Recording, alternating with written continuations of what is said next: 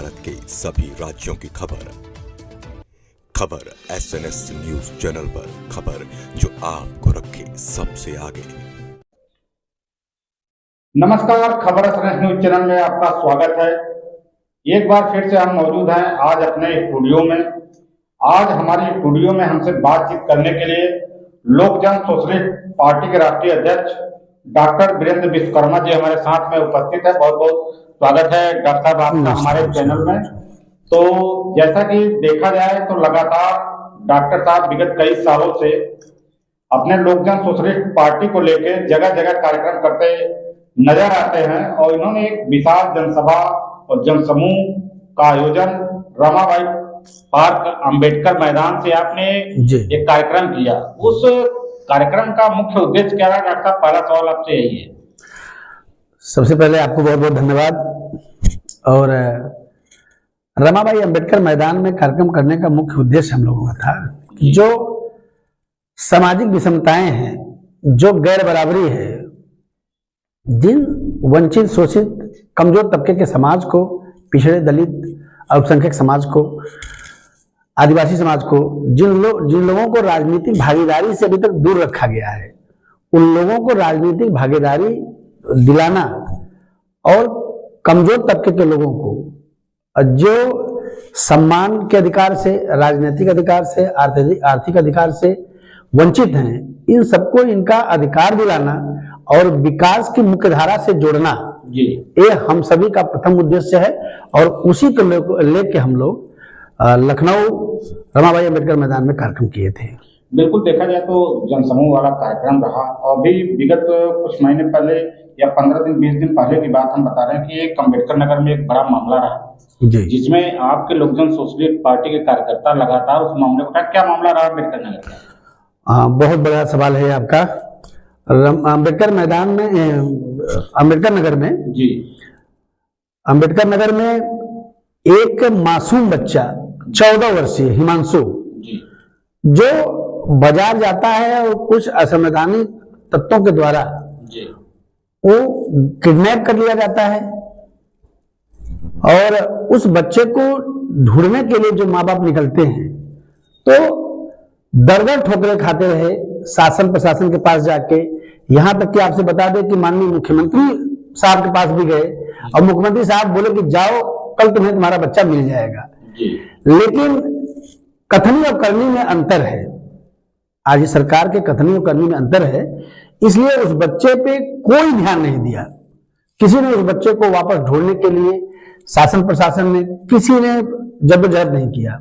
इसलिए मैं कहता हूं कि शासन में बैठे लोगों को, गरीब लोगों के जो जिंदगी है, जो उनके प्राण है, जो उनके अधिकार है, उनको कीड़े मकोड़े के समान समझ में आती है। आपकी पार्टी ने उसमें किस तरीके से मेहनत की? लोक जन सोशलिस्ट पार्टी के पदाधिकारियों का मैं धन्यवाद दूंगा। मैं भी डीएम साहब से संपर्क में था और अन्य अधिकारियों के एसपी साहब के संपर्क में था और हम सभी लोगों ने दबाव डाल के और लोक जन सोशलिस्ट पार्टी के प्रदेश अध्यक्ष, जिलाध्यक्ष, लखनऊ जिलाध्यक्ष, वाराणसी जिलाध्यक्ष, अंबेडकर नगर जिलाध्यक्ष, गोरखपुर जिलाध्यक्ष, देवरिया जिलाध्यक्ष और प्रदेश अध्यक्ष लोक जन सोशलिस्ट पार्टी के प्रदेश प्रभारी, इन सभी लोगों ने वहां जाके धरने पे बैठा और एक उग्र रूप देने का संकेत दिया।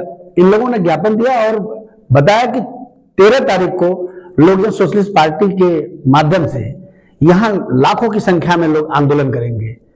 अब शासन छटपटाई और मात्र 24 घंटे में, आपको बता दें सर कि मात्र 24 घंटे में लड़के को बरामद कर दी। अब यही शासन तो पहले बरामद कर सकती थी, लेकिन पहले उनको लगा कि कोई फर्क नहीं पड़ता है, लेकिन जब लोगों को लगा, शासन के लोगों को, कि अब संख्या बढ़ रही है, आंदोलन उग्र हो रहा है या और उग्र होगा, तो दबाव पड़ने की वजह से इन लोगों ने आनंद फानन में बच्चे को गाजियाबाद से बरामद कर लिया। जी। बिल्कुल, देखा जाए तो डॉक्टर साहब लगातार आप कार्यक्रम करते रहे। एक कार्यक्रम आपका रहा सोनभद्र जनपद में रॉबर्टगंज के पास उसमें आपने एक बहुत बड़ी बात की। थोड़ा उस पर मैं सवाल करना चाहूंगा कि आपने सोनभद्र को राजधानी बनाने की मांग की। क्या रीजन रहा कि सोनभद्र को आप राजधानी बनाने की मांग की? बहुत बड़ा सवाल है हम सभी के लिए। देखिए, जब से लखनऊ रमाबाई अंबेडकर मैदान में हम लोग कार्यक्रम किए हैं और वहां जो लाखों की भीड़ इकट्ठा हुई, तो हमारे जो शोषित वंचित समाज के लोग हैं उनमें ना बड़ा उत्साह है कि सारी पार्टियों को हमने देख लिया है, अब लोकजन सोशलिस्ट पार्टी की तरफ सब बढ़ रहे हैं। और वही दिशा हुआ कि राबर्ट्सगंज के मधुपुर में वहां पे जब हजारों की हुजूम उड़े तो हम लोगों को भी ताकत मिला और हम लोगों ने सोनभद्र जिले को दूसरी राजधानी बनाने की मांग की। और ये पहली बार मैं मांग नहीं कर रहा हूं, इसके पहले भी जब अंग्रेजी हुकूमत थी, जब अंग्रेजों का शासन था भारत पे, तो तब भी 2 राजधानी हुआ करती थी, एक कलकत्ता दूसरा दिल्ली जी। और हमारे माननीय डॉक्टर भीमराव अंबेडकर साहब भी 1948 में उन्होंने दूसरी राजधानी हैदराबाद बनाने की मांग की थी।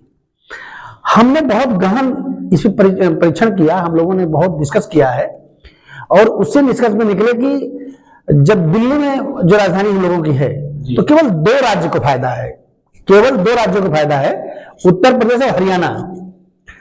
और यदि सोनभद्र को राजधानी बनाया जाए, दूसरी राजधानी बनाया जाए, तो 5 प्रदेशों को फायदा होगा। कौन कौन से प्रदेश होंगे उसमें आपके? उसमें आपके एमपी, झारखंड, छत्तीसगढ़, बिहार और उत्तर प्रदेश, इन 5 राज्यों को फायदा होगा, जबकि वहां केवल 2 राज्यों को फायदा होता है, उत्तर प्रदेश और हरियाणा को। जी जी जी। तो मुख्य फायदे क्या होंगे इसके? इसके फायदे ये होंगे कि जो यहाँ कमजोर तबके के लोग हैं जी, जो गरीब तबके के लोग हैं, जो अपने न्याय अधिकार के लिए दिल्ली नहीं जा सकते, आर्थिक अभाव की वजह से, समय के अभाव की वजह से वो लोग दिल्ली नहीं पहुंच सकते, उनके लिए एक यहाँ व्यवस्था की जाएगी दूसरी राजधानी, तो वो लोग आसानी से यहाँ अपना न्याय पालेंगे। क्योंकि न्याय की लड़ाई इसमें बहुत मजबूत चल रही है और कमजोरों के लिए न्याय बना ही नहीं है। जो धनपशु है, उद्योगपति है, उन्हीं के लिए न्याय बना हुआ है इस समय। जिसके पास धन है उन्हीं को न्याय मिलेगा और जिनके पास धन नहीं उनको न्याय नहीं मिलेगा। तो वहां पे दूसरी चीज रहेगी कि सरकार के पास सारे संसाधन है दूसरी राजधानी बनाने के। सोनभद्र में चूंकि वहां जमीन पर्याप्त, जंगल पर्याप्त, पानी प्रचुर मात्रा में है, वहां पे पानी किसी से लेने की जरूरत नहीं है, वहां पे स्वच्छ वातावरण है, ऑक्सीजन है और वहां मेहनत का हाथ है जी। वहां मजदूर हैं, किसी कुछ भी बाहर से लेने की जरूरत नहीं है। वहीं विद्युत पैदा होती है, वहीं खनिज पैदा होते हैं, बहुत से खनिज वहां पे हैं, अभ्रक है, तमाम खनिज है। क्योंकि उनको वहां कहीं जाने की जरूरत नहीं है, सारा चीज सोनभद्र में मिल जाएगा। तो बहुत सरकार को खर्च भी उठाने की जरूरत नहीं है, सोनभद्र में ही सब कुछ मिल जाएगा और 5 राज्यों को फायदा होगा। जी बिल्कुल। आइए चलते हैं अगले सवाल की ओर कि देखते हैं कि अब आने वाला जो है 2027 का चुनाव है जी। और 2027 के पहले अभी देखा जाए तो पंचायत का चुनाव एक सेमीफाइनल के रूप में देखा जाता है कि विधानसभा चुनाव से पहले पंचायत का चुनाव होगा। और पंचायत चुनाव को लेकर पार्टियां तो सिंबल देती हैं, लेकिन सारी पार्टियां दमखम के साथ जिला पंचायत उम्मीदवार को घोषित करते हैं, समर्थित करती हैं। तो लोकजन सोशलिस्ट पार्टी की क्या भूमिका रहेगी इस आने वाले 2026 के पंचायत चुनाव में? देखिए आसिफ भाई, जिला पंचायत का जो चुनाव है ये हम लोग प्रयास कर रहे हैं कि 75 जिले में अपने अपने हम लोग प्रत्याशी उतार रहे हैं और आशा भी कर रहे हैं कि प्रत्याशी बड़े मजबूती से उतर रहे हैं और लोगों का लोकजन सोशलिस्ट पार्टी की तरफ झुकाव भी बढ़ रहा है। क्योंकि लोकजन सोशलिस्ट पार्टी केवल कहती नहीं है, जो कहती है वो करती है, तो लोगों का झुकाव भी बढ़ रहा है और ज्यादा से ज्यादा हम लोग जिला पंचायत सदस्य जिताने का प्रयास कर रहे हैं और जिताएंगे भी। बिल्कुल। 2027 में क्या लक्ष्य है कि किसी से गठबंधन होगा कि क्या लोकजन सोशलिस्ट पार्टी अकेले दम पे चुनाव लड़ेगी? एक बड़ा सवाल है। देखिए सर, ये तो राष्ट्रीय कार्यकारिणी का जवाब है जी। और राष्ट्रीय कार्यकारिणी के लिए सवाल है। हम लोगों की बातें चल रही है, लेकिन अभी ऐसा कुछ बात नहीं है कि हम किसी से गठबंधन करेंगे। अभी हम लोग अपनी ताकत को मजबूत कर रहे हैं और समाज और जनता के बीच में जाके जमीनी स्तर पे हम लोग लड़ाई लड़ रहे हैं और प्रयास कर रहे हैं कि लोगों के हक अधिकार की हम लड़ाई लड़ने में सफल रहें। और जब हम लोग लड़ाई लड़ने में सफल होंगे तो लोग खुद ही खुद झुकेंगे और मिलेंगे, जुड़ेंगे और लोग जो सोशलिस्ट पार्टी को ताकत को बढ़ाएंगे। तो हम लोग 403 की 403 विधानसभा में तैयारी कर रहे हैं। अभी हमारे सामने समय है और बराबर हम लोग रणनीति बना रहे हैं और पूरे उत्तर प्रदेश में जिले स्तर पे संगठन मजबूत हो रहा है। आप देख रहे होंगे कि हम लोग प्रत्येक जिले में एक कार्यक्रम मुख्यालय पे हम लोग कर रहे हैं और धीरे धीरे ताकत बढ़ रही है और 403 विधानसभा में हम लोग फिलहाल तय कर रहे हैं अभी 403 लड़ाएंगे। बाकी राष्ट्रीय कार्यकारिणी का डिसीजन है, आगे हम लोग बात करेंगे, जैसा रहेगा आपको फिर हम बताएंगे।